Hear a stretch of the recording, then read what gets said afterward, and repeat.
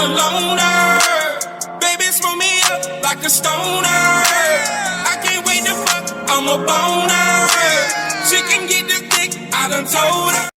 Good morning. Mr. Copeland, do you know a person by the name of Shell Cal? I don't recall. Or say you don't recall if you know someone by the name of Shell Cal? I should answer your objection. Sustain. Do you recall speaking with law enforcement about an individual that you know by the name of Shell Cal? I don't recall.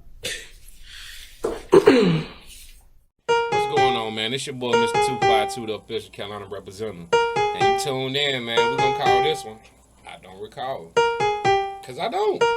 Did you go to Wendy's and get that 4 for 4? I don't recall. I don't recall. That boy Woody, man, he done showed up. I'm sorry. YSL Woody. He said we've been saying his name wrong. It's Woody, not Woody. But that boy showed up suited and booted. Like he going to a funeral or something. You feel me? I be fresh as hell if the feds watching. Cause he already know they watching. He know they watching. That's why he's saying he don't recall. But a lot of y'all been in my comments trying to make it seem like that I'm just clickbaiting and I'm just naming titles a certain way. Nah, I want y'all to listen to what this judge saying. This judge is pretty much saying if he don't talk, he going to jail. It's not clickbait if that's what they saying, man. They trying to get him, bro. They trying to get him. But you know, just listen to this.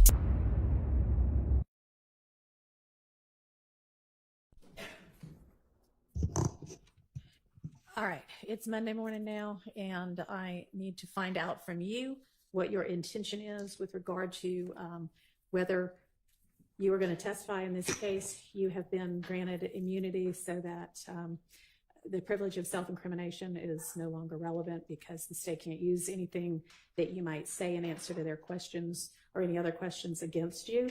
And you have been instructed with the benefit of counsel as to the consequences if you don't testify.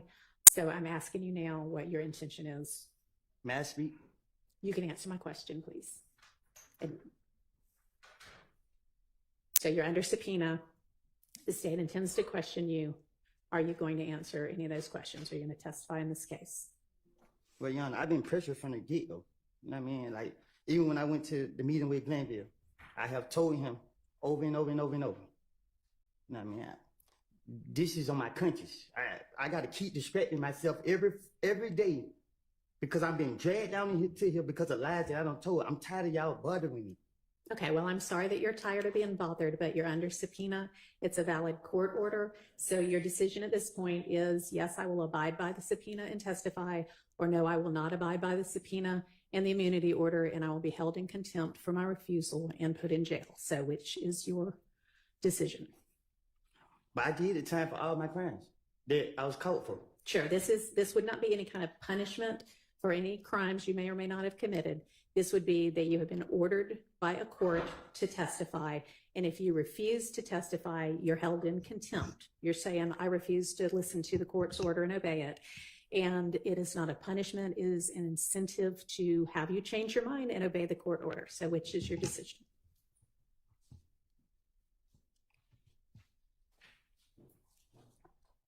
Can you explain it to me? So we talked about it. It's the same thing that Glenville doing to me? It is the same order that is still in control. You have a subpoena for your testimony. That is a court order. You also have a court order that says anything that you say can't be used against you other than if you get on the stand and lie and it amounts to perjury, you can be charged with that or with false statements.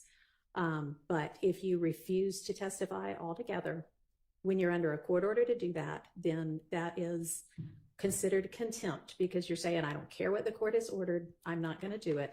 And then you'll be put in jail through the end of this trial. Or until you decide, you know what, I think I will testify after all. So let me, Young, I'm telling you to your face, you just said that something about it, they can lock me up for lying. I'm telling you to your face, this is all I do. And you're telling me that they can lock me up if I lie. But if I sit here and testify, so the E-way I'm going to jail.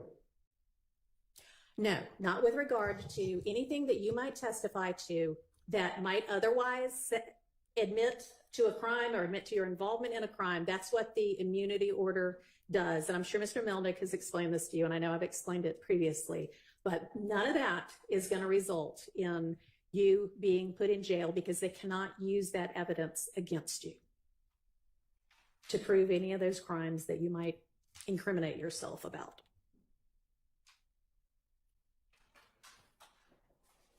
So are you going to testify or not?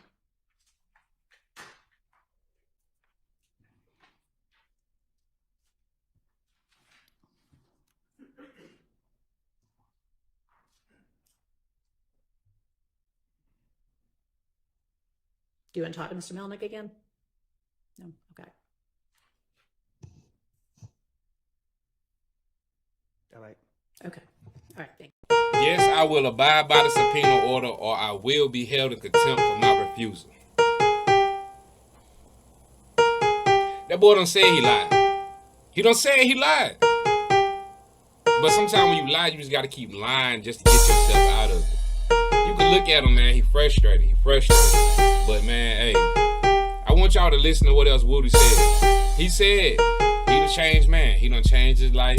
He ain't with none of that rah-rah. He don't want to hold nobody's life in his hands. None of that. So I got to kind of give him props on that, man. Like, you did what you did, but you know what you did. You know what you did.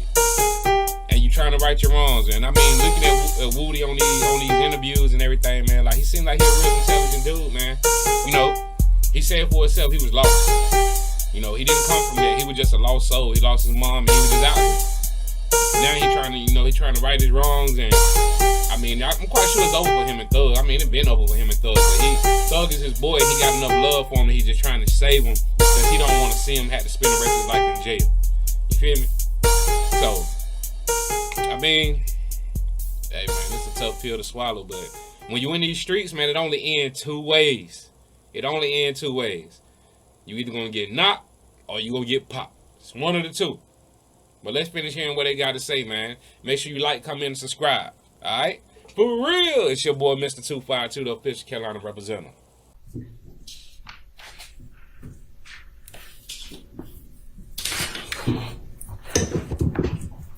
I want to go back to December of 2014 and into January of 2015. Were you present at a gambling house in Lakewood when the shooting occurred? I don't recall.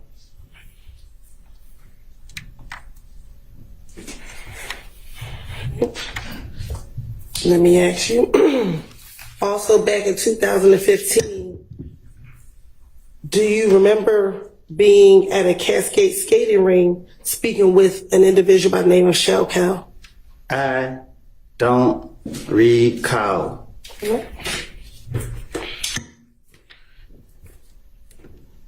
Back in January of 2015, do you recall being at a Club Crucial and getting into a fight with an individual by the name of Shell Cal?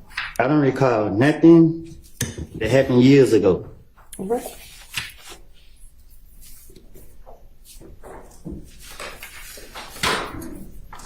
Do you recall in January of 2015 having to go to the Atlanta Police Department to talk about whether or not you were involved in the murder of an individual by the name of Donovan Thomas Jr.? Say that again. Do you recall in January of 2015 having to go to the Atlanta Police Department to speak about your potential involvement in the murder of Donovan Thomas Jr.? I don't recall. Right.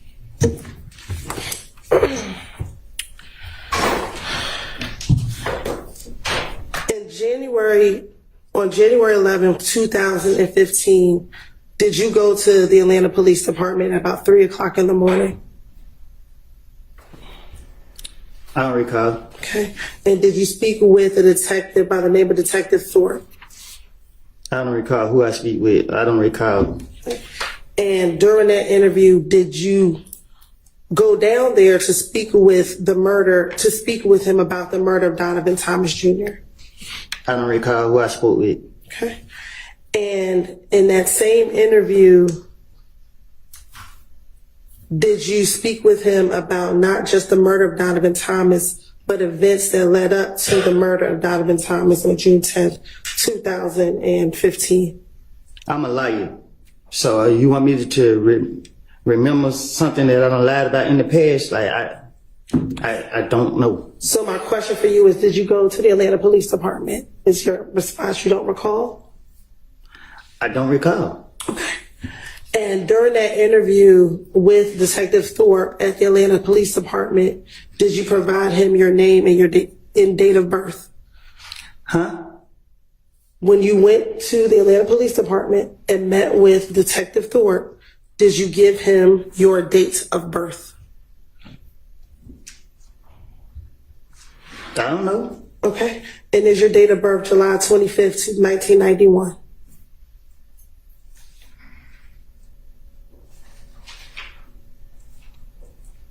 What? Is your date of birth July 25th, 1991? I think. Okay. And during this interview, did you tell Detective Thorpe that you also have a middle name of Xavier? I don't know what I told. I don't remember what I told him. Okay. I'm not trying to say the wrong thing so y'all can lock me back up. All right. Well, just bear with me. We're going to go through that interview, okay? Objection to the commentary. Now, Disregard the commentary by the witness. Now, during the interview, did you speak with Detective Thorpe about the issues you had with a person by the name of Kel? I don't recall.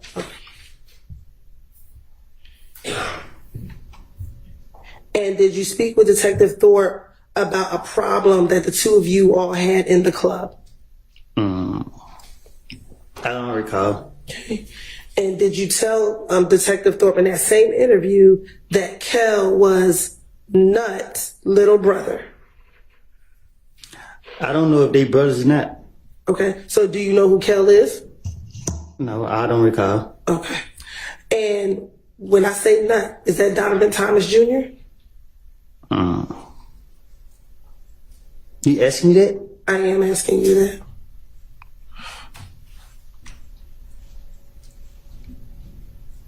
Say that again? Sure. Do you know a person that goes by the name of Nut? I don't recall. Okay. Now, in that same interview, did you tell Detective Thorpe about you and Kel getting into the fight at Club Crucial? I don't recall nothing from 2015, 14, 16, none of that. Okay. And during that same interview, did you tell Detective Thorpe that you and Kel had been in a beef for maybe about no longer than 4 months, and this was back in 2015? And he's still alive? My question is, did you tell Detective Thorpe that you, Michelle Kel, at that time in 2015, had a beef, and it was probably going on around 4 months at that time? I tell the detective whatever they want me to say, whatever they want to hear, whatever. So if I said it to him, I said it to him. I don't recall what I said to no police. Okay. And during that same interview, did you tell Detective Thorpe that whenever y'all were in the club, y'all would initially just throw up birds at each other? Huh? In this January 11, 2000 interview, did you tell Detective Thorpe that initially, when you and Shokel were in the club, y'all never really fist fought, y'all just would throw up birds at each other? Like I told you before y'all called me to trial, I have lied. I made things up. I told you this before y'all brought me in this courtroom. And I'm telling you now, you asked me about 2015, I have got my life together. Y'all trying to put this on my conscience Y'all trying to put people's life in my hands. I don't lied on people. I don't want to be here. Y'all have pressured me. I'm tired of y'all, because y'all know y'all are wrong. And y'all black people doing this to us. And I understand that. Leave me alone. Let me leave. Man, y'all pissing me off. Listen, I don't recall nothing I said to no police. Stop asking me these questions. Okay. I'm telling you, I don't recall. I understand, but we're going to have to get through the questions. You can just continue to say you don't recall if that's what it is. That's what you want me to say?